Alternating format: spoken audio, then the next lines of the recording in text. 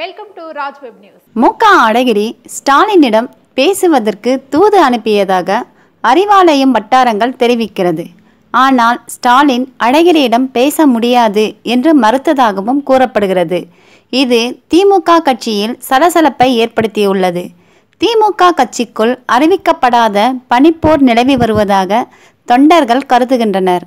மெரினாவில் கருணாநிதி சமாதிக்கு அழகிரி சென்று அஞ்சலி செலுத்தினார். அங்கு சென்ற அழகிரி, திமுகவில் உள்ள பெரும்பாலான தொண்டர்களின் ஆதரவு தனக்கு இருக்கிறது என்று பேட்டியளித்தார். அழகிரியின் இந்த பேச்சு ஸ்டாலினுக்கு கோபத்தை வரவழைத்துள்ளதாக கூறப்படுகிறது. இதனால் கோபாலபுரம் இல்லத்திற்கு வந்த அழகிரியிடம் ஸ்டாலின் ஒரு வார்த்தை கூட பேசவில்லை என்று தெரிவிக்கப்படுகிறது. அங்கு மிகவும் இறுக்கமான சூழ்நிலை நிலவி உள்ளது. 1 மணி நேரம் அங்கே இருந்த அழகிரி பின் தான் தங்கியிருந்த ரெசிடென்சி ஓட்டலுக்கு கிளம்பி சென்றுள்ளார். இந்த பேட்டி இவ்வளவு பெரிய பிரச்சனையாக மாறும் என்று அழகிரி கொஞ்சம் கூட எதிர்பார்க்கவில்லை.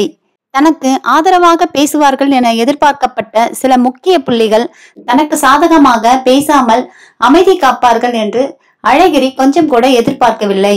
இதையடுத்து ஸ்டாலினிடம் பேச தூது அனுப்பியுள்ளார்.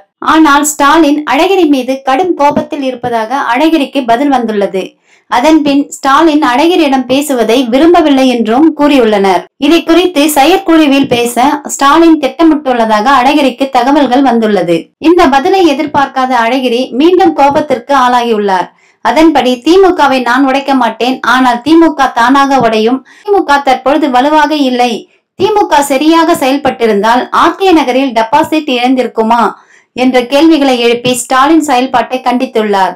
திமுக தொண்டர்களை தன் பக்கம் இழுக்கும் வகையில் அவர் இப்படி பேசியதாக கூறப்படுகிறது. இந்த தகவல் உங்களுக்கு பிடிச்சிருந்தா லைக் பண்ணுங்க, ஷேர் பண்ணுங்க, கமெண்ட் பண்ணுங்க, மறக்காம சப்ஸ்கிரைப் பண்ணுங்க.